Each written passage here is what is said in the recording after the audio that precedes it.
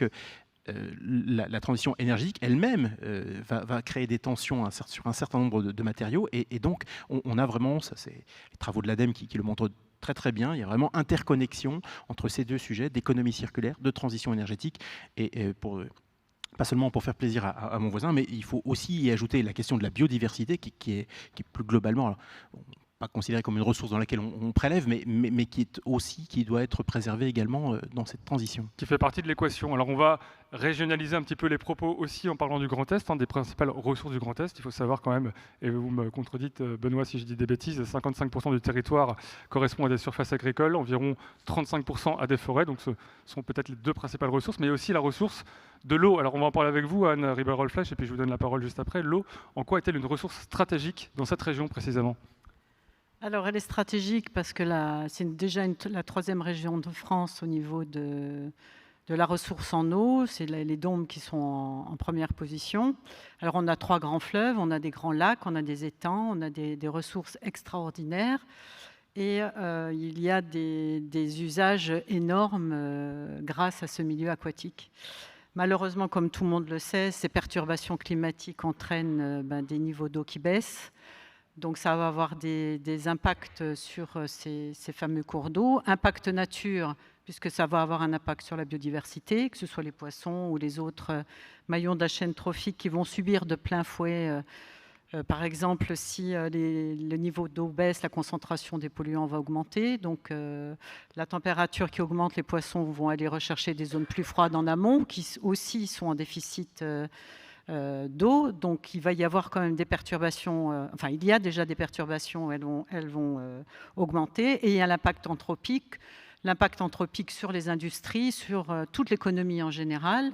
C'est comment à l'avenir, mais même dès maintenant, on va pouvoir se partager cette ressource en gardant, par exemple pour les industries ou pour l'agriculture, des rendements équivalents. Donc il y a plusieurs options. La meilleure, c'est comment revoir les process pour continuer à être rentable, pour continuer à avoir cette économie durable pour les entreprises. Et je le rappelle souvent, l'eau ne coule que dans un sens. Donc, quand il y a sur tout un flux aquatique des entreprises qui sont utilisatrices d'eau, il faut qu'il y ait absolument une cohérence entre l'amont et l'aval pour que chacun puisse s'y retrouver dans l'utilisation de l'eau. Il y a vraiment des conflits d'usage qui s'installent. Et pour moi aussi, la réflexion primordiale, c'est qui aura la priorité de l'usage de l'eau. Comment va se décider, quelle gouvernance il va y avoir pour décider cette priorité. Alors on reviendra bien sûr en détail sur la thématique de l'eau, de toutes les questions que vous venez de soulever. Je vous donne la parole, Benoît Grandmouget. On a un peu identifié là les principales ressources du Grand Est. On peut y ajouter effectivement la biodiversité. Monsieur le maire vient de le rappeler, c'est essentiel. Donc dans une région, je le précise et vous l'avez redit, Madame Riberolflesch, très industrielle aussi, ça joue beaucoup, à plein d'aspects. Ouais, tout à fait. Alors j'avais un ou deux supports, je ne sais pas si on peut les projeter en même temps. Alors vous avez la petite télécommande qui va vous permettre de les mettre à l'antenne ou à l'écran. Juste pour montrer un peu, pour illustrer les limites des ressources, et c'était un peu votre première remarque, c'est dire actuellement on commence à le voir en Grand Est, et c'est le début. Mais par exemple, et ça c'est des photos l'an dernier, on avait 115 communes qui étaient en difficulté d'alimentation en eau potable. C'est la première fois qu'on commence à le voir. Du coup, ça y est, c'est le début de ces limites-là, et d'adduction avec de l'alimentation en camion-citerne. On a des impacts sur les espaces agricoles, on a des impacts sur la ressource forestière, et quand on parle de développement de biomasse et de plaquettes, etc., je pense qu'il y a un enjeu de la ressource dédiée. Et puis, c'est la première fois qu'on commence à voir aussi des sujets de feux de forêt qu'on ne connaissait pas chez nous, et on en a encore eu un la semaine dernière. Dans les Vosges, notamment. Dans les Vosges, ou des questions aussi de navigation. Là, c'est une photo du Rhin, des bases eaux du Rhin, et on voit bien que l'enjeu de chargement à un tiers des péniches, ça a un impact sur les coûts de transport et également sur les milieux associés. Et effectivement, c'est fort de ça que, côté région, il y a deux objectifs. Un, de objectiver les choses, caractériser, identifier quels sont les secteurs principaux qui vont être touchés. C'est des choses qu'on peut être analysées côté région. Et puis ensuite, c'est vraiment travailler sur des solutions et de l'accompagnement. Et ça, c'est un des enjeux d'un des programmes qu'on a construit avec l'Union européenne, qui s'appelle l'iBiodivest. Je pense que je pourrais rentrer plus en détail, mais vous avez il y a un stand qui se trouve là dans le hall central, mais qui vous montre plusieurs choses. C'est à la fois la capacité d'accompagnement, c'est-à-dire qu'à l'instar des conseillers info-énergie sur les territoires, maintenant il y a des conseillers eau biodiversité. Alors c'est 8 chargés de mission, mais qui sont là pour monter du projet. Et là, en 6 mois, ils en ont monté 120 déjà, pour accompagner des collectivités, des industriels, des agriculteurs qui veulent stocker de l'eau, économiser de l'eau, désimperméabiliser, végétaliser. Et ça, voilà, c'est des traductions assez concrètes pour commencer déjà très rapidement à accélérer les réponses. Alors, on peut préciser quand même que la région Grand Est est l'unique région de France, et même d'Europe, si je ne dis pas de bêtises, à pouvoir avoir reçu en tout cas l'agrément de la Commission européenne pour mettre en place ce plan Life Biodivest. Oui, c'est ça. Alors, ça se veut un projet intégré. Ça veut dire que la particularité, on a des projets live sur une espèce ou sur un milieu, un type d'étang. Là, c'est transversal. Ça veut dire que ça touche l'ensemble des milieux, agricoles, forestiers, naturels, urbains, et l'ensemble des cibles. C'est-à-dire qu'on va aller sur les écoles, on va aller sur les entreprises, on va aller sur les collectivités. Pendant 10 ans, il y a 27 millions d'euros, 14 partenaires. Et l'enjeu, c'est, voilà, normalement, c'est déposé par des États. Mais comme on s'est dit que la région fait le double de la taille de la Belgique, on peut se permettre de déposer auprès de la Commission. Et du coup, la région a été lauréate l'an dernier sur le sujet. Et c'est parti, c'est-à-dire que les équipes sont recrutées, elles sont aussi présentes là, pour commencer le travail sur le terrain, sur les différentes facettes de ce projet. Voilà. Alors, vous pouvez prendre le micro, monsieur le maire, juste pour préciser. C'est simplement, je me souviens que j'étais vice-président de la région Grand Est il n'y a pas encore pas très longtemps. Seule région d'Europe à avoir décroché l'agrément. Oui. Et que c'était, on est la seule région d'Europe à avoir bénéficié d'un projet comme celui-là. Donc je crois que peut, de temps en temps, quand on se compare, il faut être fier. Voilà, on peut aussi se rassurer sur le fait que les problématiques essentielles sont prises en compte. Effectivement. Alors, gardez le micro quand vous êtes, ou peut-être que vous vouliez continuer à développer Benoît Grandmougin. Voilà. Simplement, on a vu quelques photos quand même qui parlaient un peu d'elles-mêmes, des feux de forêt, le niveau de l'eau qui baisse globalement, on en a parlé tout à l'heure. Est-ce que, d'une manière générale, on est encore trop impassible, c'est un peu un sujet qu'on a balayé ce matin, face à l'urgence de la situation aujourd'hui, selon vous ? Alors je pense que la prise de conscience, elle progresse quand même. De manière générale, je ne parle pas des collectivités. Ça progresse de manière générale, là, effectivement. Et effectivement, la prise de conscience qu'il y a des difficultés, mais qu'il existe aussi des solutions, c'est fondamental pour mettre les gens en action. Parce que si vous avez juste la prise de conscience qu'il y a des problèmes, vous générez une anxiété qui n'a pas d'issue.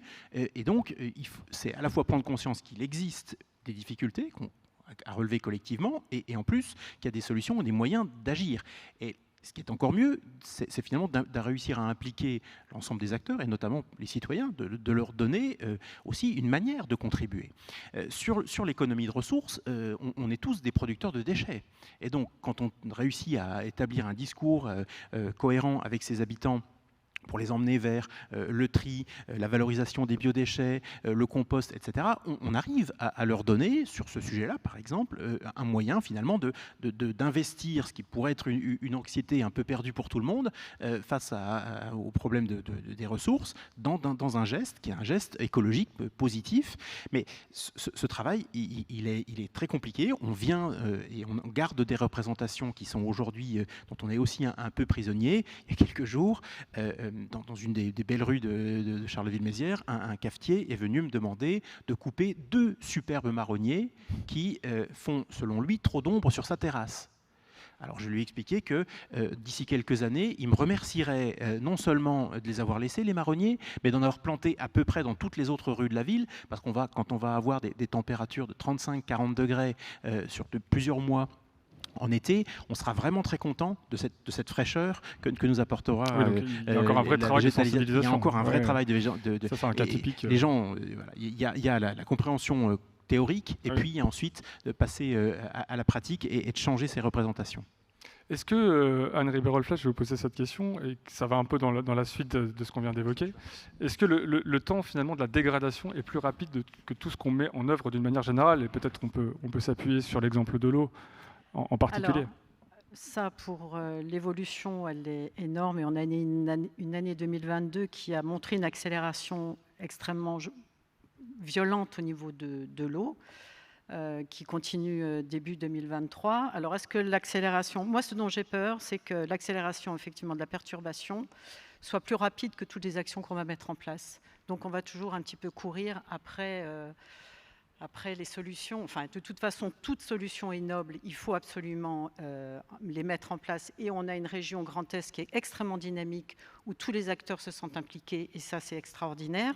Donc, pour cela, il faut sensibiliser les citoyens, comme l'a rappelé Boris, l'acceptation sociale du changement et les enfants. Les enfants, la génération de nos enfants, je la trouve assez impliquée.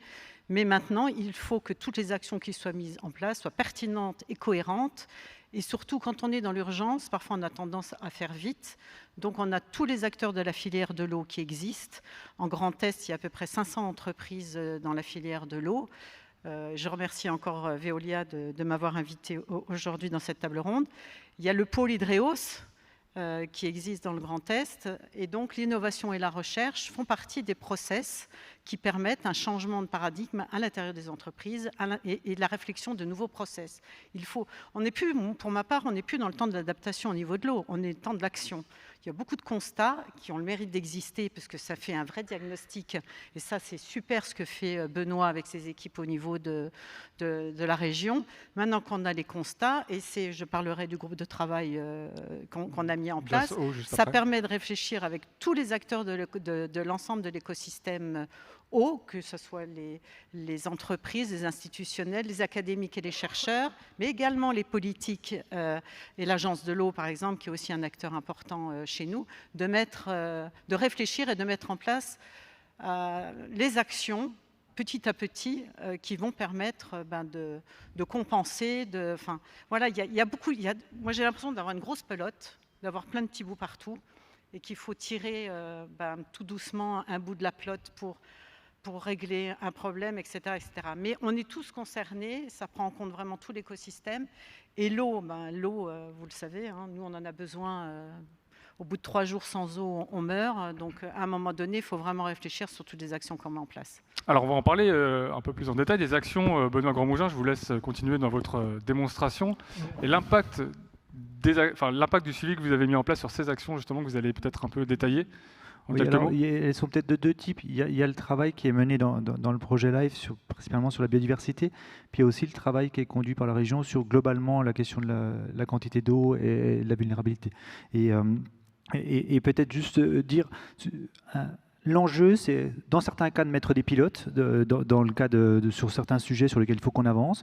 Là, typiquement, il y a 40 fermes pilotes qui se développent sur comment on intègre le sujet de biodiversité dans les espaces agricoles. C'est des haies, c'est des couverts végétaux, c'est des pollinisateurs, etc. et qui sont sélectionnés et qui sont en route pour démontrer. On a également 200 résidences d'architectes qui vont travailler sur la désimperméabilisation, l'infiltration, le confort d'été sur les territoires dans le cadre plutôt de la stratégie de vulnérabilité.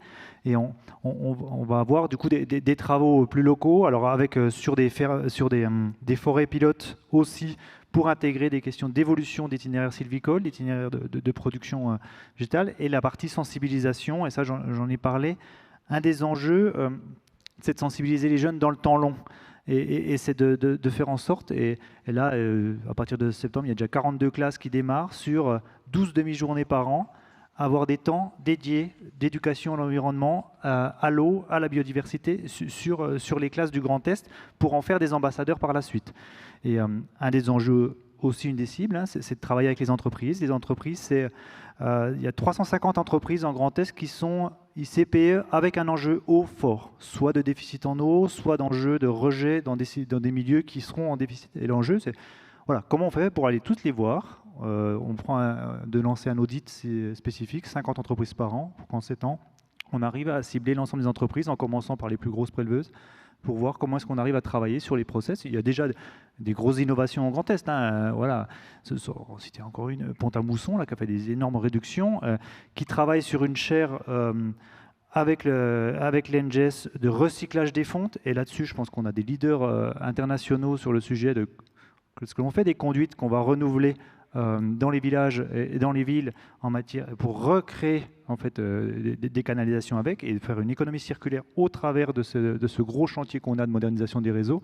Et là, c'est un exemple, en tout cas, de projet pilote qui se lance et qui est particulièrement intéressant entre des entreprises et des universitaires du Grand Est.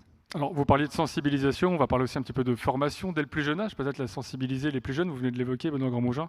Est-ce que, je vous laisse la parole, Monsieur Ravignon, voilà, sensibiliser dès le plus jeune âge, évidemment, est-ce que ça se traduit aujourd'hui dans les actions? Est-ce que la collectivité peut y participer également? De quelle manière vous œuvrez en ce sens? Alors, la collectivité, les collectivités, elles ont des responsabilités dans le domaine de l'éducation, mais qui sont souvent plutôt axées sur le cadre immobilier et matériel. Les communes, effectivement, pour les écoles, le département pour les collèges et la région, effectivement, pour les lycées. Ça donne une possibilité, un point d'entrée. Et on a notamment au niveau communal, toutes les activités périscolaires peuvent effectivement servir à ça.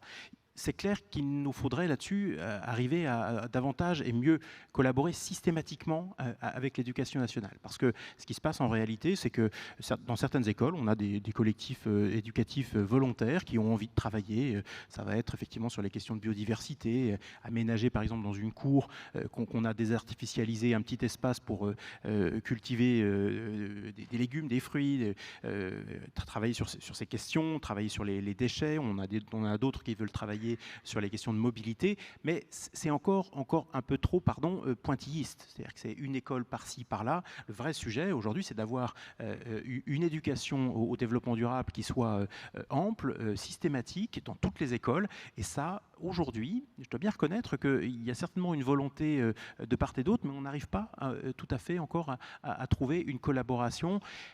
Pour nous, collectivités, voilà, l'éducation nationale, c'est trop loin, c'est trop gros et c'est trop loin du terrain. Et donc, il y a au niveau local la possibilité de travailler avec certains, pas avec d'autres. Il faut encore, à mon sens, parfaire ce dispositif parce que Anne a tout à fait raison. Par la formation aussi aux principaux enjeux des plus jeunes générations, qu'on va former des citoyens ensuite responsables et qui s'engageront naturellement dans les actions qui nous permettront d'accomplir cette transition écologique. On va vous donner la parole là-dessus, Anne Ribérol-Flech, justement sur inclure davantage, toujours plus de dimensions liées au développement durable, justement dans ces processus de formation. Alors, on en reparlera tout à l'heure en deuxième partie de table ronde avec Joris Picard, mais voilà, c'est quelque chose qui doit être intégré de plus en plus en fait, au cœur des formations. Alors oui, et réfléchir aussi, alors comme dit Boris, dès le plus jeune âge, et au niveau des écoles et des universités ou autres cursus scolaires, c'est vraiment intégrer déjà la notion de perturbation du changement climatique et sensibiliser très rapidement sur ce sujet. Alors, est-ce que je peux revenir justement sur ce groupe de travail le fameux DAS-O, voilà, vous êtes présidente. DAS-O, mais qui fait partie du JET Environnement, voilà, qui a dont été vous êtes créé, présidente. voilà, qui a été créé sous l'impulsion et du président de région et de l'ADEME, et qui fait suite au Business Act qui a été fait dans la région Grand Est. Tout ce groupe de travail donc, émane de ce fruit de réflexion de tout cet écosystème. Et donc, il y a plusieurs DAS.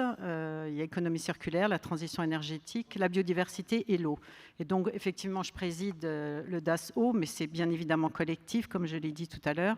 Tout l'écosystème de la filière de l'eau est là. Et donc, on a réfléchi, depuis les assises de l'eau l'année dernière, qui ont été lancées, les assises régionales de l'eau, en juillet, on se voit régulièrement et on réfléchit justement en fonction des constats qui sont faits, donc en lien serré avec la région Grand Est. On réfléchit notamment avec les entreprises, puisque c'est ciblé entreprises, sur toutes les actions à mettre en œuvre, les hiérarchiser surtout, les prioriser, et pour commencer à faire des actions, comme je le disais tout à l'heure, faire du concret pour aller dans le sens donc, de combattre cette perturbation climatique. Donc communication, sensibilisation aujourd'hui, ça en fait partie. Il y a Hydro-Expo aussi qui a eu lieu ce mois-ci. Et puis demain, il y a le fameux 360 sur 2 jours organisé par les régions Grand Est, où nous y serons une bonne partie d'entre nous ici. Il y a l'accompagnement des entreprises qui sont faits grâce à des partages d'informations qui sont importants. Et en concernant la formation et les compétences, c'est réfléchir effectivement sur des compétences d'aujourd'hui Alors, et mettre de le micro demain. un tout petit peu plus près, Pardon, aujourd'hui et de demain, et avec les nouveaux métiers qui seront en lien avec le changement climatique. Donc, nous avons réalisé une enquête auprès des entreprises sur les besoins en recrutement. Donc, c'est une enquête qui est en cours et qui a démarré donc, l'année dernière, et on va le restituer après-demain, le 23 juin, au 360. Toute la cartographie des formations est en train d'être faite en lien avec les métiers de l'eau, justement pour qu'il y ait une bonne relation, une bonne passerelle entre le secteur académique et le secteur des entreprises pour que les écosystèmes se connaissent et qu'on soit plus pertinent. Il y a eu des réalisations de vidéos immersives de promotion des métiers de l'eau qui ont été réalisées, un webinaire sur les enjeux de l'eau qui va être mis en place, et on aura un premier webinaire avec Hydreos le 4 juillet. Il y a des ateliers sectoriels pour promouvoir les métiers de l'eau auprès des organismes qui ont donc accès à l'emploi, comme Pôle emploi, des recensements et promotions des entreprises pouvant accueillir des stagiaires de 3e, donc dès le plus jeune âge. Donc alors, il y a certaines actions qui ont démarré, et puis là, on continue avec toutes les priorités qu'on a mis en place par rapport à ce jet environnement. C'est un gros boulot parce que toutes les actions, même petites, sont efficaces, mais ça prend un temps long parce qu'on a un grand groupe de réflexion, et à chaque dimension que l'on veut exploiter et rendre concrète, c'est une personne ou un organisme dans ce groupe de travail qui va s'approprier donc ce travail. Par exemple, pour tout ce qui est compétences et formations, on travaille beaucoup avec Brice de la région Grand Est, qui a dirigé un petit sous-groupe de travail à côté pour réfléchir sur la cartographie avec Hydreos, sur toutes les compétences qui existent, etc. C'est un gros boulot, mais bon, c'est très motivant, et de toute façon, il y a une dynamique qui est enclenchée, il ne faut pas la lâcher. Voilà, ça ouvre des perspectives. Il faut être proactif, on est obligé d'être proactif. Et on va parler un peu d'avenir. Je vous suis, Benoît Grandmougin, pendant que chacun s'exprime. Vous avez saisi votre télécommande pour nous mettre ce diapo. Non, c'était juste parce que je voulais pas qu'on reste sur une partie biodiversité. Oui, voilà, il faudrait quand même qu'on parle un peu de l'évolution climatique. Et l'enjeu, c'est effectivement d'anticiper en gros la situation en 2050, et c'est de se dire voilà, qu'est-ce que ça implique en termes de nombre d'enneigement des Vosges, par exemple. On a des projections de dire voilà, le niveau d'enneigement, les 600 mètres vont remonter à 900 mètres, et globalement on perd 30 jours d'enneigement dans les Vosges. Du coup, ça remet en question une partie de l'économie sur le territoire, et du coup, comment on fait muter une partie du territoire.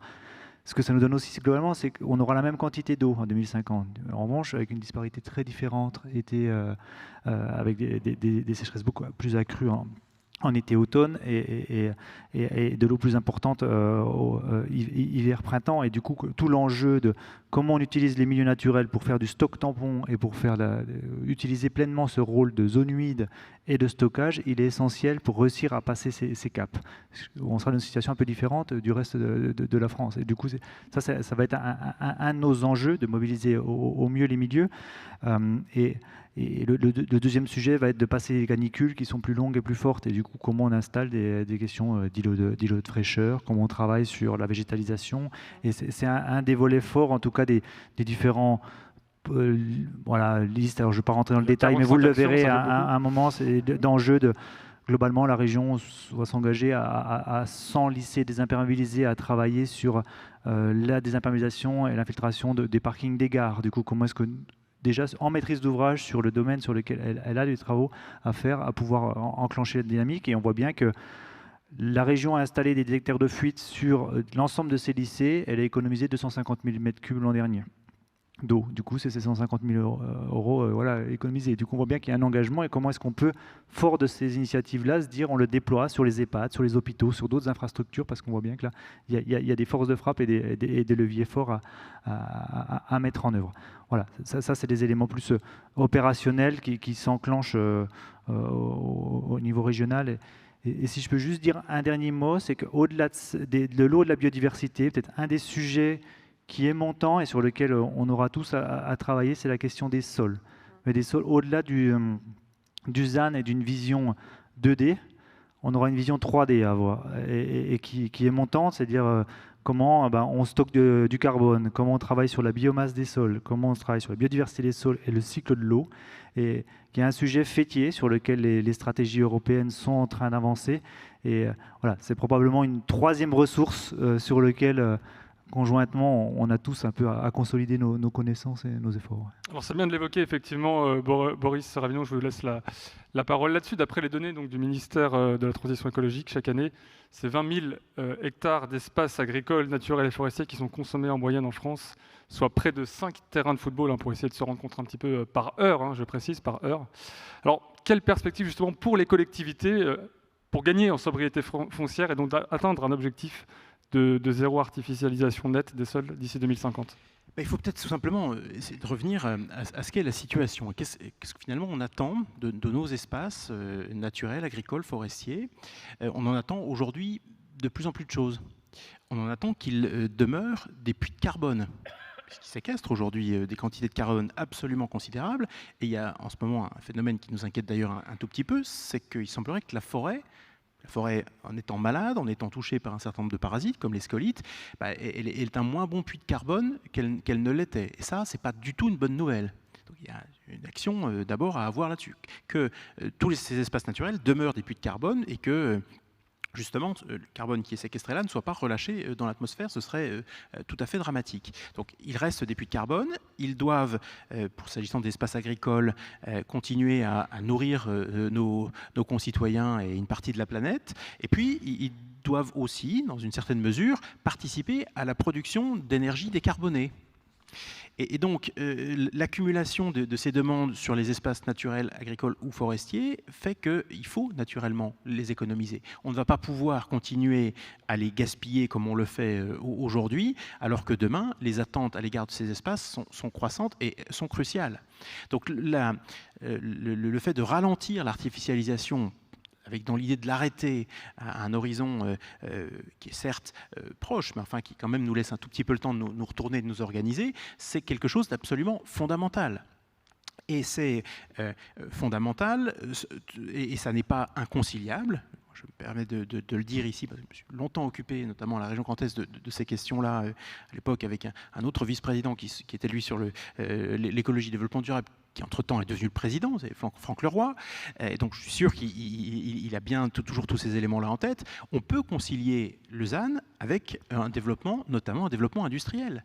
On est dans une région grêlée de friches qui peuvent être reconquises et qui peuvent être mises à disposition du développement économique. Et il ne faudrait pas que le développement économique soit parfois utilisé un peu comme finalement l'arbre, pour le coup, qui cache la forêt. La forêt de l'artificialisation des sols, c'est l'urbanisation. C'est l'habitat en réalité qui grignote un peu partout autour de nos communes. Et ça, très honnêtement, on doit pouvoir arriver en rénovant, en densifiant en partie certains nos villages et nos bourgs. On doit pouvoir arriver à lutter contre ça. Le développement, il ne s'agit pas de choisir entre l'artificialisation et le développement. On doit pouvoir, spécialement dans notre région, arriver à concilier les deux. Et je crois, en plus, en allant reconquérir des espaces qui sont parfois des espaces très peu qualitatifs au cœur de nos villes. Bon, il suffit simplement de se déplacer dans le Grand Est. On a eu une histoire industrielle et on peut avoir sur ces sites-là aussi un avenir industriel qui se redéveloppe. Donc je crois que le ZAN, il serait bien qu'on arrive à ramener le débat à sa juste mesure. Il s'agit de préserver une ressource dont on aura demain éminemment besoin. Et justement, le processus de requalification de ces friches industrielles, est-ce qu'il n'est pas trop long aujourd'hui ? Est-ce qu'on ne peut pas avancer aussi là-dessus ? Alors, on a quand même aujourd'hui des outils dans le Grand Est qui, à mon avis, font pâlir un certain nombre d'autres régions. D'abord, un établissement public foncier qui maintenant couvre quasiment la totalité de la région. Et je le dis avec d'autant plus de facilité qu'à un moment donné, parce qu'il impliquait, son extension impliquait de lever de la fiscalité, je n'étais pas forcément convaincu de l'utilité de faire ça pour le département des Ardennes. Eh bien, écoutez bien, parce que ça n'arrive pas souvent qu'un homme politique dise qu'il s'est trompé, mais je me suis trompé.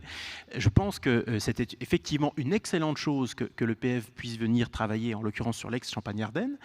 Il déploie sa capacité d'ingénierie, sa capacité à reconvertir, à mobiliser les ressources d'ingénieurs, de ressources financières, etc., pour requalifier les friches.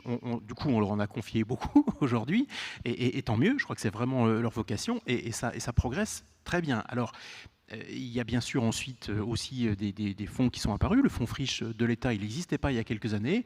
Je regarde Jérôme Béton, mais en dehors du fonds que gérait l'ADEME sur les sites orphelins, il n'y avait pas grand-chose pour la requalification des friches. Et on demandait donc à des gens de supporter des coûts de dépollution, des coûts de requalification, puis d'intégrer ça dans un prix de vente qui, du coup, devenait insupportable pour n'importe quelle activité. Là, aujourd'hui, avec le fonds friche, on a quand même des moyens publics qui sont mis. Ça me semble assez cohérent. On peut certainement toujours faire mieux sur les montants. On aimerait encore davantage. Je suis maire, je passe mon temps à demander d'être davantage aidé. Mais on est quand même aujourd'hui confortablement soutenu financièrement. Et puis, je pense qu'il y a aussi, en ce moment, je le vois avec notamment une génération de jeunes ingénieurs. Je pense qu'Anne, tu dois voir ça aussi dans les écoles. Il y a vraiment...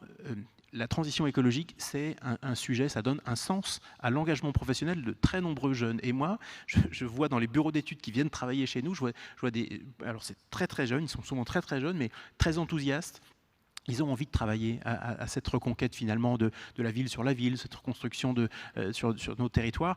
Et je crois que ça, c'est un bon signe. Ça veut dire qu'on ne manquera pas demain, ou en tout cas manquera moins des ressources intellectuelles cette fois-ci pour penser cette ville qui se reconstruit sur elle-même.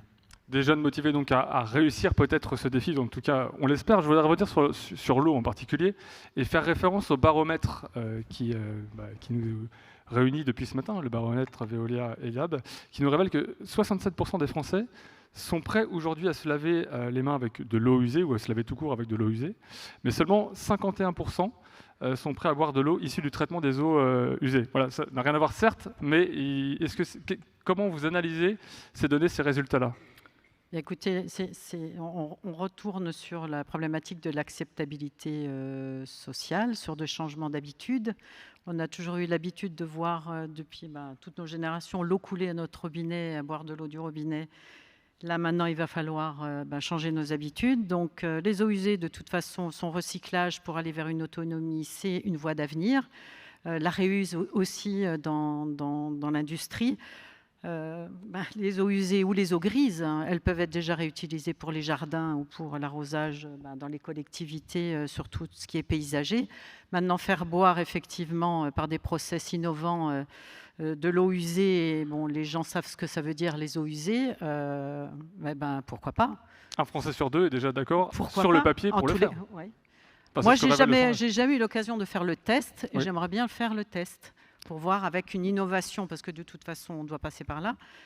Avec cette innovation de réutilisation des eaux usées, j'aimerais faire ce test. Non, parce que pour réussir ce grand défi, il faut évidemment passer à l'action, mais il faut aussi changer les habitudes. C'est ça, c'est l'acceptation. Oui. Ça s'appelle l'acceptation sociale. Comment changer nos habitudes, mais dans un temps très court. Très court, bien sûr. Parce que là, on n'a plus le temps d'attendre, que ce soit pour les industries ou autres, au niveau du citoyen et au niveau industriel. Petit commentaire, Monsieur Ravignon. Oui. Simplement pour dire qu'il faut aussi qu'on fasse bien attention justement jusqu'où on va en termes de changement d'habitude. Que la transition écologique qu'on va accomplir, elle est extraordinairement compliquée. Elle est dans de multiples dimensions. Mais trop de radicalité, ça peut encore complexifier voilà, les choses. Je pense que dans un certain nombre de cas, on se positionne sur des changements qui sont radicaux, pas toujours nécessaires, parce que très honnêtement, la consommation, l'eau qu'on boit ou qu'on utilise pour se laver, c'est 1% de notre consommation d'eau. Alors, il y a 99 autres % sur lesquels on doit pouvoir utiliser des eaux recyclées, nettoyées, purifiées, etc.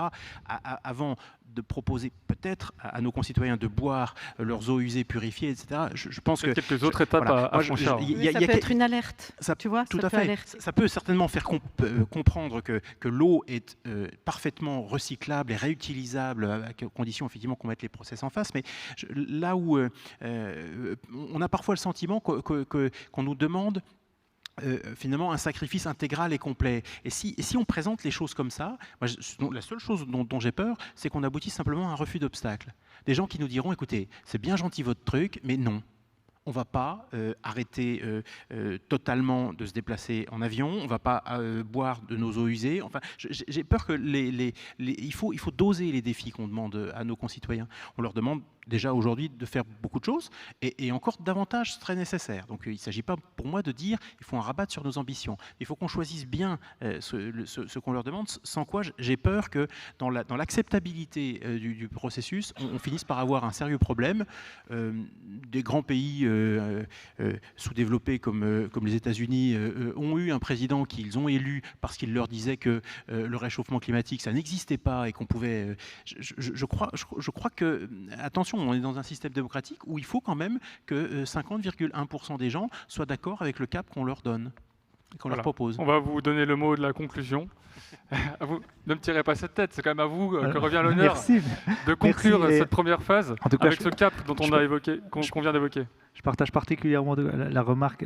Moi, on m'a appris de parler du général au particulier, et du coup, y compris en eau, c'est-à-dire que les marges d'économie d'eau que l'on a, commençons déjà par réduire les 40 à 20% de fuites dans nos réseaux avant d'aller chercher des fois. Des fuites, travaillons aussi avec les citoyens, et on voit bien qu'il y a des sujets qui font consensus. Et effectivement, de l'eau potable dans les toilettes, ça, c'est des sujets qui reviennent régulièrement. On se dit, comment est-ce qu'on met en place des doubles réseaux, comment on travaille sur la facturation différemment, etc. Ça fait repenser un petit peu notre cycle de l'eau, mais je pense qu'il y a un enjeu, et il y a aussi un enjeu de solidarité, et en particulier parce qu'on restera une région d'eau, une région verte, et une région en tête de bassin versant, tête de bassin du Rhin, de la Moselle, de la Meuse, de la Seine. On a aussi cet enjeu de ce que l'on envoie soit aux autres régions françaises, soit aux autres régions européennes, en matière de quantité et de qualité d'eau, et effectivement, il y a des attentes fortes, en tout cas, des riverains et des pays transfrontaliers. Eh bien, merci beaucoup pour ces échanges. Merci à vous. On peut vous applaudir. Merci, on peut vous saluer. Et je me suis un petit peu emballé, ce n'est pas complètement la conclusion, puisqu'on vous posera des questions. Le public vous posera des questions tout à l'heure, à vous, Monsieur Grandmougin, j'espère, et puis à vous également, à Madame Ribérol-Flèche et Monsieur Ravignon, dans un troisième temps, puisqu'on va passer à la deuxième partie de cette table ronde. Le temps pour moi de changer de bord, si je puis dire, et de regarder cette vidéo qui nous présente les résultats du baromètre Veolia et Lab sur la thématique que l'on parcourt actuellement.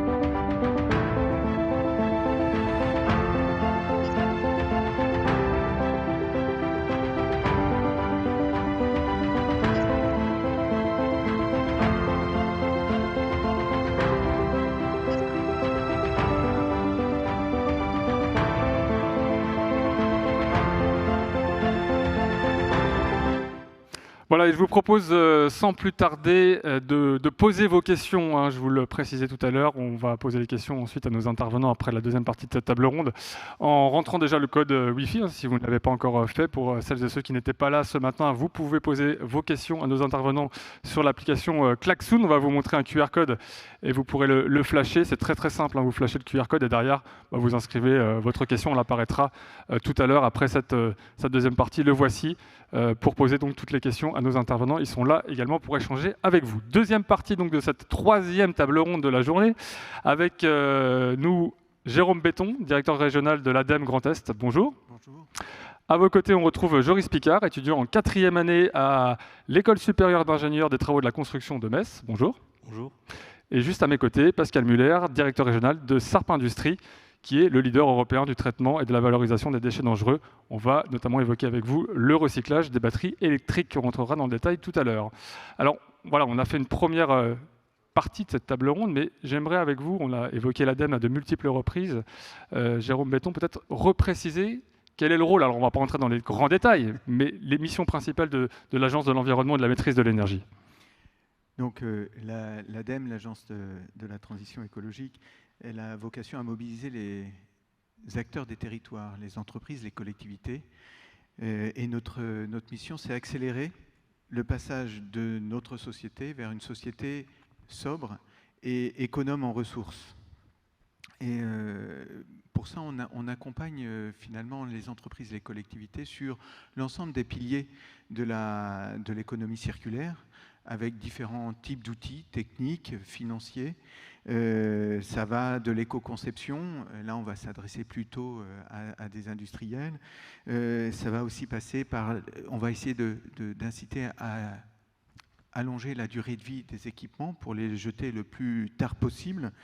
Et donc là, il faut de la réparation, il faut réfléchir au réemploi et puis au recyclage. Et tout ça, c'est de l'organisation qui commence déjà au niveau du territoire, de la collectivité, et puis aussi des industries derrière pour trier, pour recycler effectivement les matières qui sont retriées. Et l'idée, c'est de diminuer au minimum les déchets non valorisés. Très bien, merci pour ces explications claires et précises. Alors, Joris Picard, vous avez sûrement entendu un peu les propos qu'on tenait il y a quelques instants. On parlait beaucoup de formation, de sensibilisation au développement durable. Est-ce que dans votre école à Metz, donc l'ES-ITC, où on forme des ingénieurs qui sont polyvalents, je le précise, donc du BTP, et qui sont destinés principalement à gérer, encadrer des chantiers plus tard, si je ne dis pas de bêtises, de quelle manière vous êtes sensibilisé à ces grands principes de l'économie circulaire en particulier?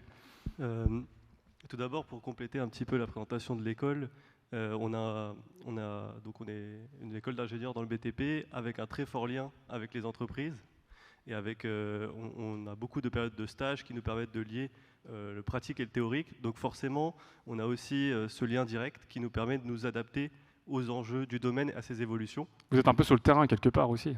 Oui, forcément, durant nos stages, on a différentes périodes sur le terrain et on est en mesure, en fait, à l'issue de nos études, d'être à la fois dans la conception de projet ou dans la gestion sur travaux de la réalisation du projet. Et forcément, il y a un rôle avec ça de l'économie circulaire, des enjeux de la transition, surtout dans le domaine du BTP. Et donc, à l'ES-ITC, on a une formation qui est progressive sur ces différents enjeux, sur cette sensibilisation, qui va de la 2e à la 5e année. On commence en 2e année avec vraiment une vision globale, une compréhension de la transition énergétique et écologique. Et ensuite, en 3e année, on affine sur notre secteur avec les matériaux. En 4e année, on a un aspect énergétique avec d'une part tous les outils scientifiques, la compréhension des enjeux énergétiques avec ces outils-là et notre vision d'ingénieur. Et aussi de la conception, on a un projet de conception de projet qui lie les matériaux durables. Et enfin, en 5e année, c'est un peu le point d'orgue de cette sensibilisation. On a dans les 2 spécialités, donc bâtiments et travaux publics, qui sont en 5e année, en fait, des projets qui visent à l'intégration, à la création d'un projet qui s'intègre dans l'environnement.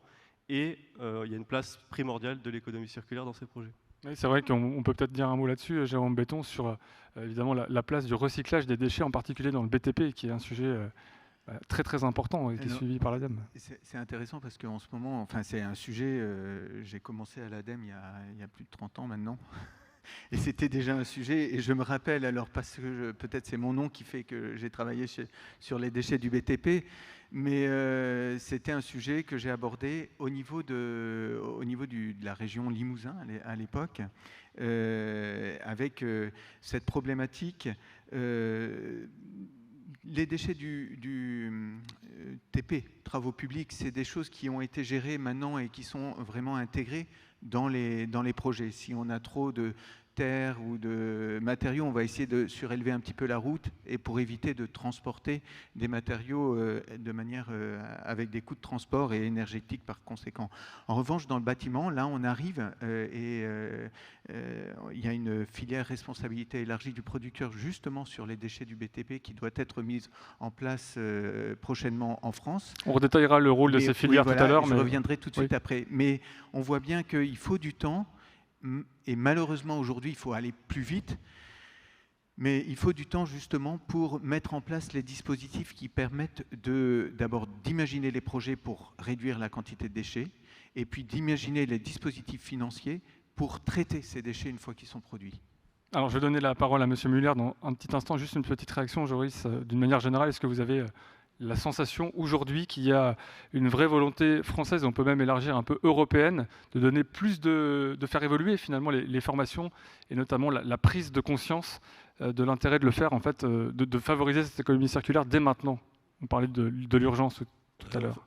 Forcément, dans l'enseignement supérieur, il y a un rôle à jouer dans le cadre de cette transition, donc que ça soit dans tous les domaines de formation.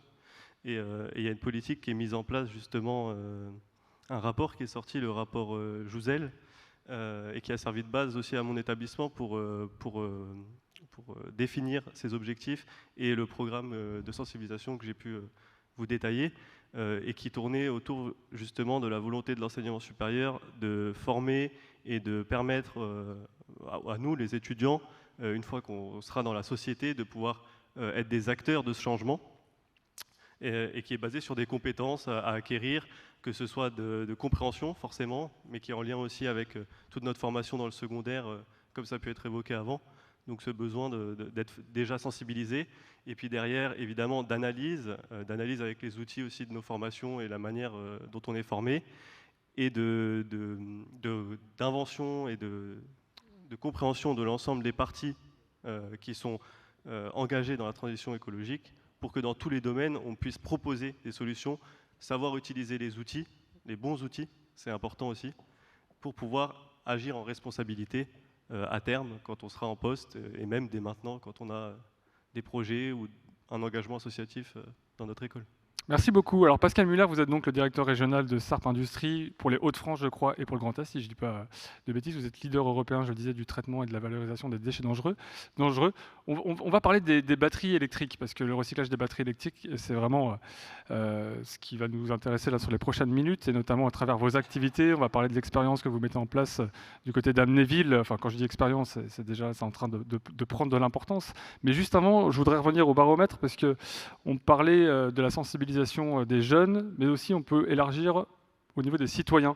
Et les citoyens sont plutôt bien informés, si on y croit le baromètre, par rapport notamment à ces batteries électriques. 67% des Français ont connaissance qu'il est possible aujourd'hui de recycler des batteries électriques. Est-ce que ce chiffre déjà, donc c'est en gros 2 tiers des Français connaissent le fait que l'on peut recycler ces batteries électriques, est-ce que c'est un chiffre qui vous surprend déjà, de prime abord? Alors surprendre, non. Parce que ça paraît beaucoup. Ça paraît beaucoup. Alors, on était beaucoup plus loin de ce chiffre-là il y a quelques années. D'ailleurs, ça a sans doute été peut-être à un moment, d'ailleurs, en tout cas en Europe et en France, un frein à l'achat des véhicules électriques, puisque les gens avaient le sentiment qu'il n'y avait pas de solution et que la batterie allait devenir un problème en termes de recyclabilité. Pour poser un peu le débat sur la partie de la mobilité, ce matin, il y a eu des sujets sur est-ce que l'électrification de la mobilité va nous permettre de continuer à croître, etc. Je pense que ça a été dit aussi ce matin dans les tables rondes, c'est pas blanc ou noir. Le sujet de la mobilité électrique, et en particulier le sujet des véhicules électriques qui concerne le citoyen, est un sujet qui a démarré dans la tête de beaucoup de constructeurs automobiles il y a plus de 10 ans, à l'époque où les gens ne savaient pas qu'il y aurait des véhicules électriques. On parlait de l'hybride, mais pas de la mobilité électrique. Et le principe de base était de considérer qu'aujourd'hui, lorsqu'on regarde la mobilité moyenne d'un citoyen dans une journée, il fait 20 km avec son véhicule électrique. Et il utilise son véhicule électrique 2 fois par an, 1 fois par an, 3 fois par an pour faire 500 ou 1000 km. Donc en réalité, le développement d'une mobilité électrique pour le particulier le frein du nombre de kilomètres qu'on peut faire avec un véhicule n'est pas censé être un frein dans 95% de l'usage du véhicule, au-delà des sujets de partage, etc. Donc ça, c'est un élément qui est extrêmement important. Le deuxième point, c'est que le basculement vers une mobilité électrique, il faut bien voir que dans la majeure partie de ce qu'est aujourd'hui l'industrie de l'automobile, avec tout ce que comprend les sous-traitants, l'amont, l'aval, c'est un véritable changement de paradigme. On est en train de réinventer complètement ce qu'est la mobilité en termes de motorisation, sachant que les fabricants européens, français, allemands, etc., sont avant tout des motoristes. Et que la compétence de la mobilité électrique, ce qui veut dire la batterie, parce que le poids de la batterie, c'est 1/3 du poids de la voiture. Et le moteur sont des compétences qui sont plutôt, depuis très longtemps, en Asie et aux États-Unis avec Tesla. Alors, quels sont concrètement les enjeux aujourd'hui pour vous, et notamment concernant le recyclage de ces batteries électriques? On va en détailler un peu le processus oui, après. Je vais, parce que c'est important de poser effectivement le débat de où on va et ce que l'on fait. Le premier point qui est extrêmement important en termes d'enjeux, c'est la question des volumes et la question de la gestion du temps. Puisque aujourd'hui, on considère qu'à peu près, en Europe, il y a à peu près aujourd'hui 2 millions de véhicules électriques qui sont vendus chaque année. C'était 100 000 il y a 5 ou 6 ans. Donc on voit qu'on est dans une évolution exponentielle du nombre de véhicules vendus chaque année sur le marché européen. En France, c'est la même chose, avec un changement de comportement des individus, avec une infrastructure aussi qui s'améliore, et avec surtout une réglementation qui a été fixée par l'Europe et certains États d'interdire la vente des véhicules thermiques à échéance pour 2035. Donc là, c'est un peu, encore une fois, je reviens sur le sujet de ce matin, on est passé du tout carboné et on demande en 10 ans de passer à du tout thermique, sans se poser la question des éventuels changements économiques, sociétaux, d'énergie qu'on peut avoir dans les années qui viennent. Il faut aller vite, mais là, c'est un changement très rapide. Donc ça, c'est un point important. L'autre point, évidemment, c'est que, comme je l'ai dit, comme l'enjeu des matériaux présents dans les batteries et du savoir-faire ne sont pas en Europe, le cobalt, le lithium, le nickel, qui constituent la majeure partie de ces batteries, en tout cas la capacité à produire de l'électricité, ne sont pas produits et n'existent pas aujourd'hui sur le marché européen parce que les mines ne sont pas là. Donc le législateur européen a bien compris que l'enjeu de l'autonomie, d'une forme d'autonomie et d'indépendance stratégique sur les métaux qui ne sont pas chez nous, qui vont être demain dans ce qu'on va appeler les mines urbaines, c'est-à-dire les batteries des véhicules électriques, il allait falloir accélérer ça. Il a mis en place une réglementation qui a été d'ailleurs votée en Commission européenne la semaine dernière pour imposer des taux de recyclage extrêmement contraignants, extrêmement ambitieux pour ces différents métaux. Alors, juste, je voudrais qu'on s'arrête sur le calendrier que l'on parcourt depuis tout à l'heure, Jérôme Béton. On parle de calendrier. Tout doit se faire à vitesse grand V, comme on dit, si on part sur le domaine des voitures, mais tout doit se faire très très vite avec toujours ce sentiment qu'on a démarré un petit peu tard. Et c'est vrai que dans tous les projets que l'on parcourt là, depuis tout à l'heure, toutes les actions qu'on va mettre en place, il y a toujours ce calendrier, cette expérience, finalement, ce retour d'expérience qui est difficile à faire dans cette perspective-là. Oui, c'est mon naturel optimiste. C'est vrai qu'on part un peu tard, mais les choses s'accélèrent et s'accélèrent parce qu'on a aussi une grande expérience. Là, quand on parle de taux de recyclage et d'ambition de recyclage, on sait que derrière, il y a les infrastructures de recherche, on sait comment mettre en place des dispositifs pour financer ce recyclage. Alors, on en parlait tout à l'heure et on en parlera peut-être un peu plus tard sur les responsabilités élargies du producteur. C'est des outils financiers pour financer justement la collecte, le tri et le recyclage. On peut en dire un mot maintenant, allez-y. Hein, c'est voilà, important. du coup, ça fait 30 ans. Ça fait 30 ans qu'on a fait la première filière responsabilité élargie du producteur.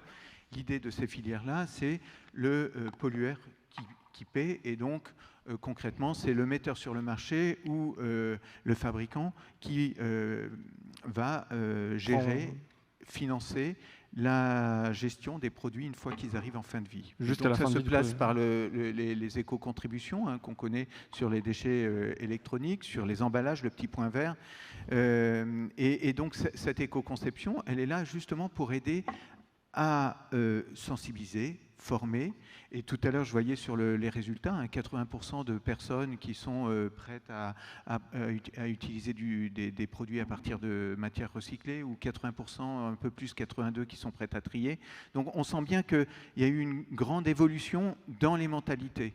Et tout à l'heure, vous disiez aussi les Français n'étaient pas prêts à acheter parce qu'ils ne savaient pas ce qu'ils allaient faire de leur batterie. Aujourd'hui, c'est moins un problème. Alors, il y a d'autres facteurs qui font que c'est moins un problème. Mais ils ont déjà cet état de formation qui est en cours, et donc c'est de nature à accélérer aujourd'hui la prise de décision. On ne va pas acheter sans se poser la question, ou on va moins acheter sans se poser la question du devenir de notre matériel, des ressources que l'on a sous la main. Ça vous parle, ça, Joris ? Oui, tout à fait. Comme ça a été évoqué, il y a la REP 2020 qui va être mise en place qu'à partir de mai, je crois. Donc elle a déjà commencé un petit peu. Où forcément, pour le secteur du BTP, et plus précisément du bâtiment, il y aura justement cette volonté de faire payer cette éco-contribution au début, mais d'avoir derrière des frais de mise en décharge moindres, ou en tout cas qui sont en train de baisser, qui vont baisser sur les prochaines années. Donc forcément, ça montre aussi la volonté du secteur de s'adapter et puis de forcer aussi cette adaptation. Et je pense que c'est légitime.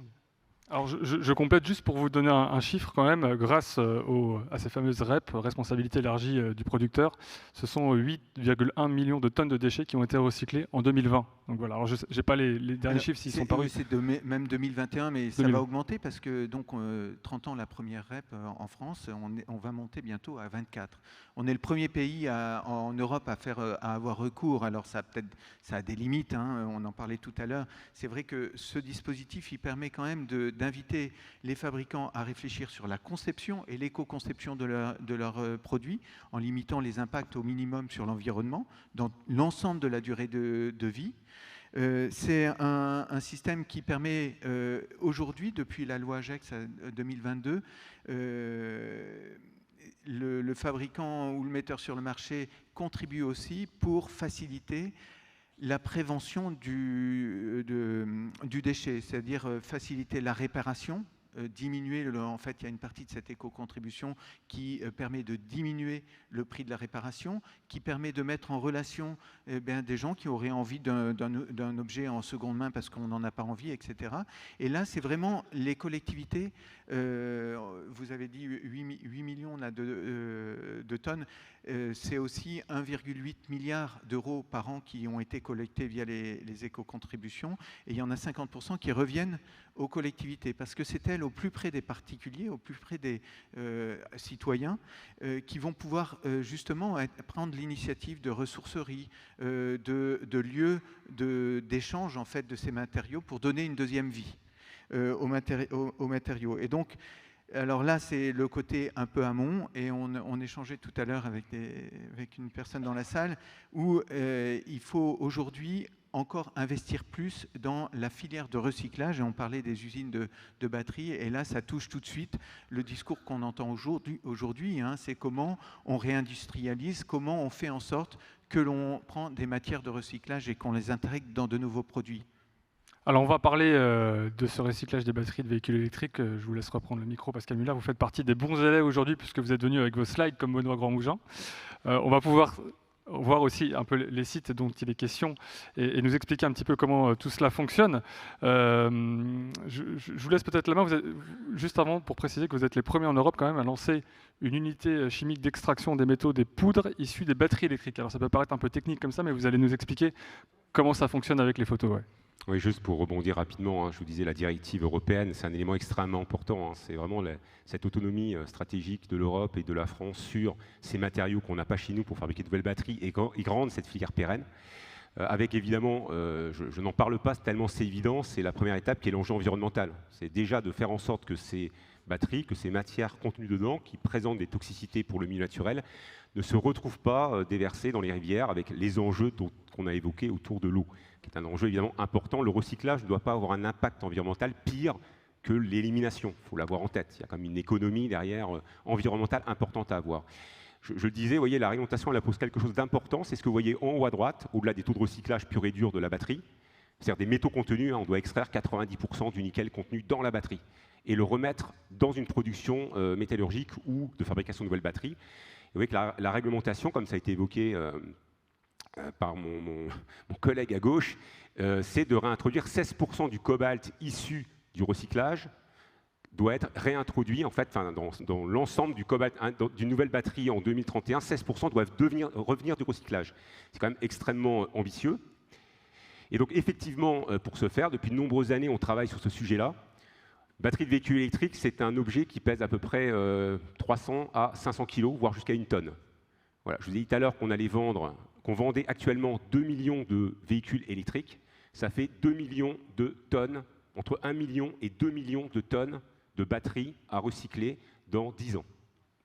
Partant du principe que ça dure à peu près 10 ans. Et là, aujourd'hui, vous êtes environ à 20 000 tonnes, c'est ça, sur les sites Alors, aujourd'hui, les retours sont beaucoup moins que ça. Aujourd'hui, on raisonne plutôt en dizaines de milliers de tonnes, on va dire à l'échelle européenne, sur les batteries qui reviennent, les sous-produits de production des fameuses gigafactories qui commencent à s'installer un peu en Europe. Donc, ce sont des volumes très faibles. Donc, ce sera exponentiel. Mais l'avantage, c'est qu'on sait anticiper ça, parce qu'on voit la courbe durée de vie des batteries mises sur le marché.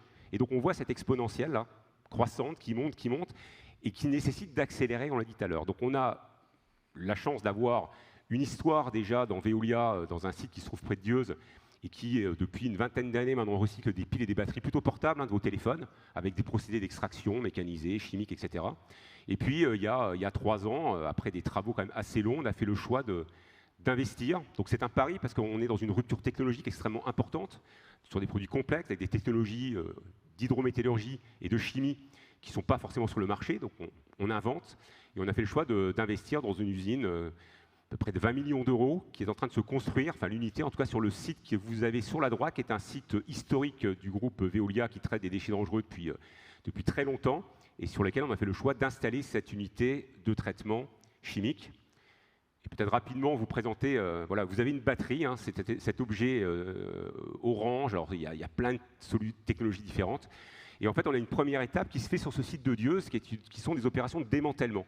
Donc le principe, c'est que je prends la batterie qui fait 500 kg. Déjà, je la mets en sécurité parce que vous imaginez que l'électricité qui est fournie par une batterie pour faire rouler un objet de 2 tonnes sur 500 km, il y a un peu d'énergie dedans, donc il ne faut pas mettre les doigts dessus, en tout cas pas n'importe comment. Donc la première étape, c'est déjà de s'assurer que ces batteries sont déchargées. Donc des opérations de décharge chimique, électrochimique, je ne rentre pas dans le détail, puis ensuite beaucoup de démantèlement manuel, parce qu'on a parlé d'éco-conception. Et on aimerait l'éco-conception, on en parle beaucoup avec les fabricants, mais aujourd'hui, effectivement, l'enjeu, ce n'est pas l'éco-conception, l'enjeu, c'est de faire des voitures qui roulent loin et longtemps. Donc le sujet, c'est l'adaptation de la batterie à chaque véhicule. Ensuite, on a un certain nombre d'opérations mécanisées qui conduisent, voilà, par toutes ces opérations, à ce que vous avez en bas. Et le plus important, c'est cette photo en bas à droite. La poudre, la fameuse poudre. Cette fameuse poudre avec des métaux. Qui représente, alors là c'est 65%, mais bon, c'est 35% de la batterie. Et cette poudre, c'est cette poudre qui contient l'ensemble des métaux qu'on considère comme stratégiques, nickel, cobalt, lithium, un peu de cuivre, enfin les 3 là déjà, ce sont les principaux de valeur. Le lithium aujourd'hui sur le marché, ça vaut 250 000 € la tonne. Il y en a 3% à 4% dans ces fameuses batteries, dans ces fameuses black mass. Le cobalt, c'est à peu près 25 000 €, le nickel, c'est 10 000 €. 25 000 € aussi, pardon, la tonne. Quand vous faites le calcul, vous avez entre 15 et 20 000 € de valeur de métaux dans une tonne de cette poudre-là. Donc c'est un véritable enjeu, pas pour Veolia pour s'enrichir, parce que cet argent, on va le redonner forcément à nos clients. Mais l'enjeu, c'est vraiment d'être capable d'extraire de ces poudres les matériaux différenciés pour pouvoir les remettre dans les chaînes de production. Et c'est ça le grand passage, je dirais, qu'on a engagé depuis 3 ans, parce que ces opérations précédemment, on les opère déjà depuis longtemps sur le site de Dieuze. Et donc à Sédilor, près de Malencourt-la-Montagne, on a sur cette usine, on est en train de construire cette installation qui va démarrer à la fin de cette année et dont vous voyez ici quelques exemples des produits qui sortiront, voilà, donc des produits de relativement grande pureté, avec un objectif qui est évidemment de repartir dans les chaînes de production de nouvelles batteries pour respecter les réglementations, mais surtout engager un développement pérenne de la filière batterie, parce qu'on sait que sur certains de ces éléments-là, dont le cobalt, si on fabrique autant de véhicules qu'on souhaite le faire, et je ne parle pas de la question de l'énergie, d'accord, qui est un autre sujet, en 2035, globalement, il n'y a plus de cobalt dans le monde. Donc, il y a une nécessité, effectivement, à extraire, ou en tout cas économiquement ou environnementalement extractible. Voilà. Bah merci en tout cas pour cette présentation de Sédilor notamment, de cette expérience Sédilor. On suivra ça de très très près. Alors, pour aller vers la conclusion, Jérôme Betton, tout simplement, voilà, on l'a entendu à travers cet exemple et tous les autres qu'on a évoqués depuis le début de la table ronde, il faut continuer globalement pour toujours plus d'économie circulaire à investir, à sensibiliser et à communiquer. Je pense que c'est les 3 mots d'ordre pour l'ADEME notamment. Oui, c'est les 3 mots d'ordre et je pense que l'État, avec le programme France 2030, met beaucoup aussi de moyens financiers qui vont dans ce sens-là. Et il a confié à l'ADEME le pilotage d'un axe assez important qui est relatif au recyclage et à la réincorporation de ces matières. Je souligne, on parle de recyclage, mais en fait, il y a différentes formes de recyclage. Et ce qui est très important dans la forme de recyclage qui a été mentionnée juste à l'instant, c'est que c'est du recyclage en boucle fermée. Et c'est très compliqué parce que souvent, quand on réintègre des matières recyclées, il y a de l'impureté. Et cette impureté-là, elle est toujours compliquée à gérer et elle nécessite des technologies toujours plus évoluées. Et donc l'ADEME, sur ces sujets-là, publie régulièrement des appels à projets. C'était sur les plastiques, mais c'est aussi sur l'ensemble des matériaux. Et puis, dans le Grand Est, on n'est pas en reste avec le Conseil régional Grand Est. On a un programme qui s'appelle le programme Climaction et qui associe, articule les dispositifs de mobilisation des acteurs du Grand Est pour échanger, d'une part, parce que ça, c'est très important. Souvent, moi, je suis convaincu que beaucoup de projets, c'est le résultat d'un échange avec quelqu'un et pas juste aller chercher une information sur une plateforme. Et puis, donc, au travers de ce programme-là, on suscite des projets. On a des cahiers des charges, on a des financements qui permettent à des entreprises ou à des collectivités de se lancer sur ces thématiques. Et je vous parlais tout à l'heure de rencontres.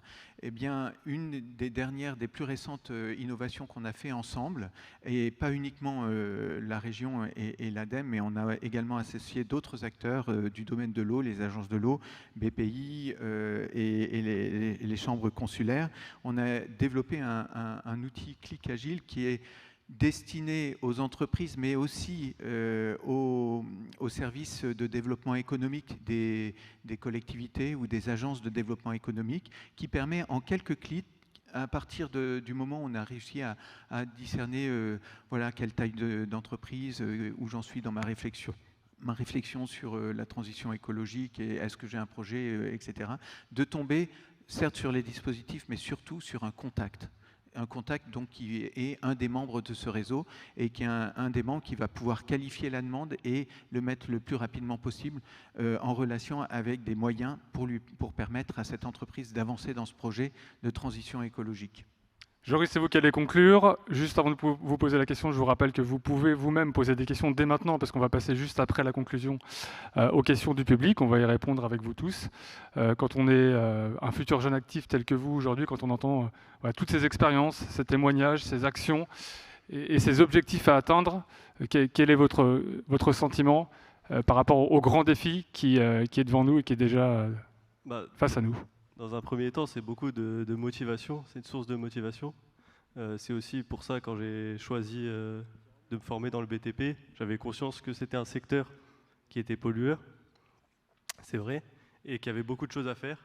Mais ce qui m'a motivé, c'est, comme j'ai une sensibilité écologique, ça a été de pouvoir agir, en fait, de devenir des acteurs. Et comme je l'ai dit, il y a des choses qui sont mises en place dans toutes les formations, dans tous les domaines, pas uniquement le BTP, pour nous permettre de devenir des acteurs. Et quand on voit les choses qui sont mises en place, on sent aussi qu'il y a un besoin, ce qui peut aussi nous motiver, nous rassurer, et encore plus voilà, nous faire prendre conscience des choses et nous permettre de se donner à fond dedans, quoi. Merci beaucoup, on peut vous applaudir tous les trois pour votre intervention.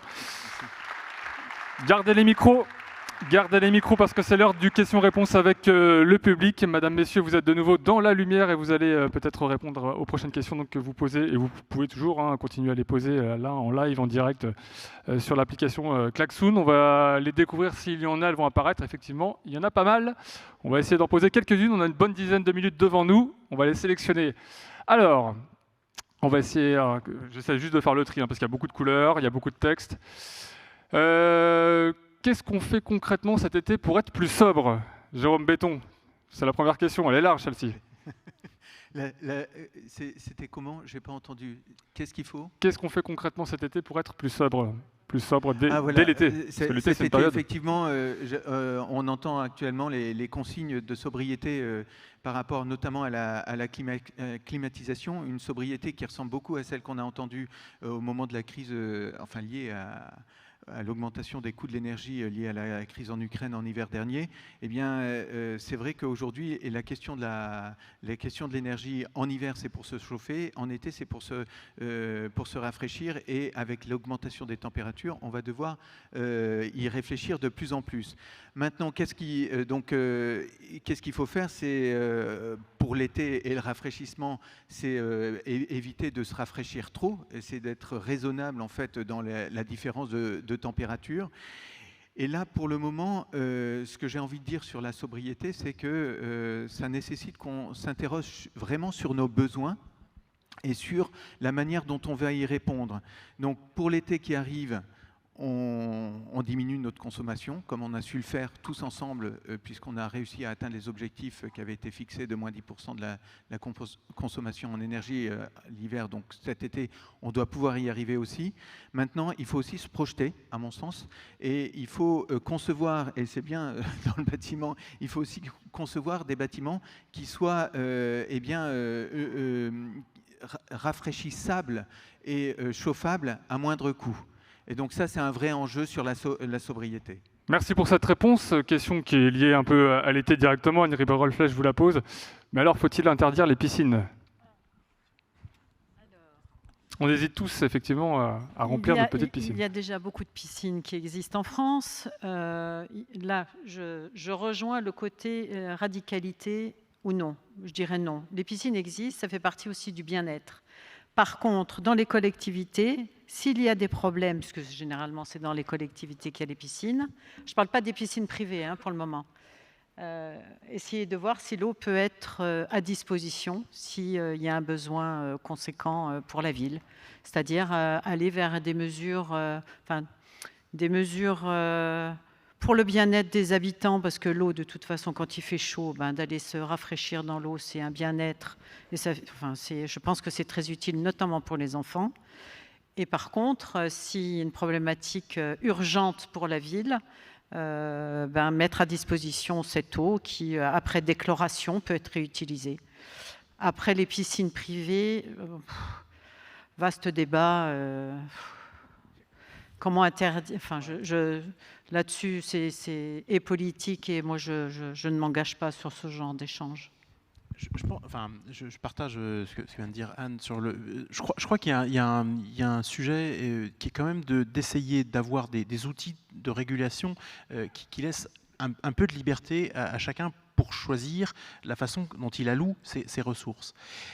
Nous, à l'agglomération Ardennes Métropole que je préside, on est en train d'essayer de mettre en place un système de tarification progressive de l'eau, pour qu'effectivement les premiers mètres cubes d'eau qu'on utilise pour boire, pour se laver, pour l'eau chaude, pour les usages sanitaires, etc., soient finalement un peu moins chers, mais que si on va au-delà, si on consomme des quantités importantes, eh bien on la paye plus cher. Et donc probablement un foyer qui aurait une piscine, au bout du compte, il serait amené à payer pour remplir sa piscine l'eau un peu plus cher. Et ça, finalement, c'est quand même après un peu la liberté de chacun de savoir s'il met son argent là-dedans ou s'il met dans autre chose.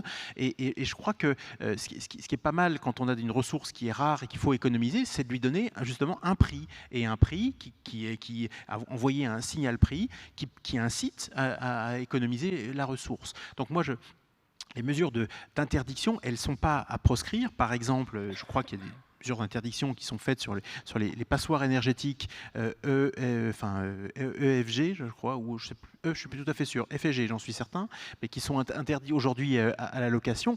Ça, il y a eu des moyens de rénover l'habitat et au bout d'un moment, ça peut servir un peu de voiture-balai pour sortir les logements qui sont les moins performants. Mais aller interdire ponctuellement les piscines ou telle chose, j'avoue que je suis assez circonspect. Je pense qu'il vaut bien mieux, en l'état où nous en sommes aujourd'hui, avoir un signal prix assez puissant. Sur l'eau, il ne l'est pas toujours. Il y a plein d'endroits où l'eau elle est quand même vendue de manière déficitaire, c'est-à-dire elle ne couvre pas notamment l'amortissement des réseaux dans lesquels elle circule, parce qu'on a une comptabilité publique qui n'est pas toujours super bien faite, et donc on n'est pas obligé de tenir compte de ça. Il y a plein de communes qui vendent l'eau en dessous de son prix de revient. Ça, c'est un vrai sujet, parce que je pense que ça aboutit effectivement, en un certain nombre de cas, à des surconsommations et du gaspillage.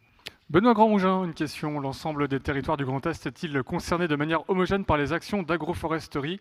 Une attention particulière est-elle portée aux grandes cultures céréalières où la biodiversité est davantage en tension ?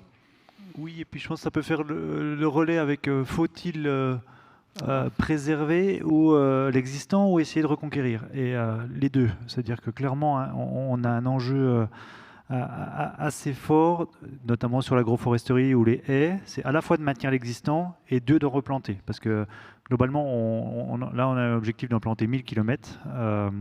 c'est en route. L'an dernier, il y a eu 400 km aussi de plantés. Du coup, ça avance vite, mais pour autant, il ne faut pas que les arrachages continuent. Et ça, c'est vraiment un enjeu fort aussi dans la prise en compte. Et ça rejoint aussi des projets d'agroforesterie où, pareil, on monte en puissance. C'est-à-dire que maintenant, c'est via des fonds européens dès l'an prochain, on va pouvoir cofinancer via la PAC l'agroforesterie et la replantation d'arbres dans des espaces agricoles. Et on voit bien que on est parti de trames vertes et bleues qui étaient plutôt des enjeux urbains ou de communes, maintenant autour des parcelles en matière de haies, et maintenant l'arbre commence à revenir également dans les parcelles. C'est-à-dire que voilà, l'évolution est en cours, et y compris dans le monde agricole, les choses bougent assez vite sur ces sujets-là, et parce que la région, c'est 90% d'agriculture et de forêt. Si on veut bosser sur l'eau, la biodiversité, il faut bosser sur ces deux milieux-là. Et c'est bien ça, un des enjeux, en tout cas, d'accélérer les dynamiques sur ces sujets. Pascal Muller, il y a quelques questions sur les batteries électriques. Alors, si vous êtes concis, vous pourrez peut-être répondre aux trois. Une batterie d'un véhicule électrique est-elle complètement recyclable ou bien reste-t-il des déchets résiduels ? Non, alors, il reste effectivement des déchets résiduels. Je vous ai donné tout à l'heure les informations sur la réglementation.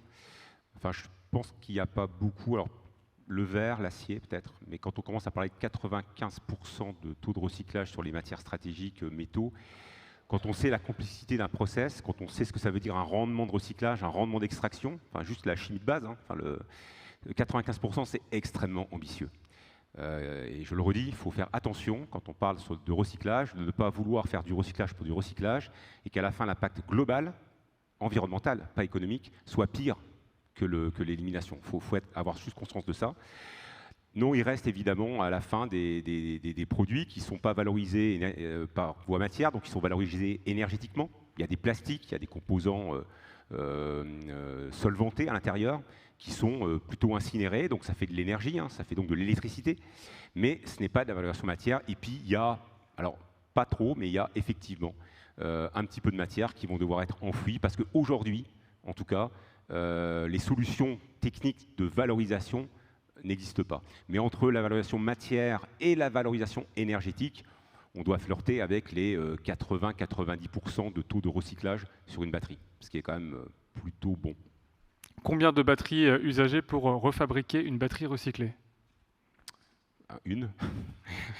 À 90%, 0,9. Voilà. Et à 95, 0,95. Donc, en tout cas, sur les métaux stratégiques, sur le métal, l'acier, l'aluminium, le nickel, le cobalt, on sera quand même assez proche. Sur ce point-là, ce qui est important, c'est qu'avant que le nombre de batteries recyclées soit équivalent au nombre de batteries vendues, il va y avoir 15 ans, très clairement. 15 à 20 ans avant d'être en régime stable. Joris, la dernière question pour vous. On parle beaucoup d'économie circulaire dans le BTP, mais forme-t-on suffisamment aux enjeux de la biodiversité dans le secteur ? C'est une question intéressante parce que justement, dans le cadre de notre formation, on a des conférences chaque année avec différents niveaux de détail autour de la permaculture, donc avec un entrepreneur qui fait de la permaculture et qui montre en fait tout l'enjeu des projets qu'on sera amené à gérer. Et par exemple, je crois qu'il nous avait présenté un projet où on utilisait finalement les toits terrasses pour créer un espace de jardin avec donc de la culture hors sol, et donc d'ajouter d'une part la biodiversité forcément, mais aussi l'utilisation de ces surfaces, on va dire un peu cachées et pas très nobles, pour par exemple les habitants, pour qu'ils puissent avoir une source de nourriture à cet endroit-là. Et forcément, donc je l'ai évoqué rapidement, mais voilà, en 5e année, j'ai parlé, c'est vrai, du projet où il y a une place pour l'économie circulaire. Et en fait, c'est la même personne qui gère ce projet. On a un projet qui va du coup associer aussi de la permaculture. Et je crois que l'année prochaine, de ce qu'on m'a dit, ça va être par exemple, dans un cas concret, du technopôle. Voilà, imaginez comment associer la permaculture dans le campus.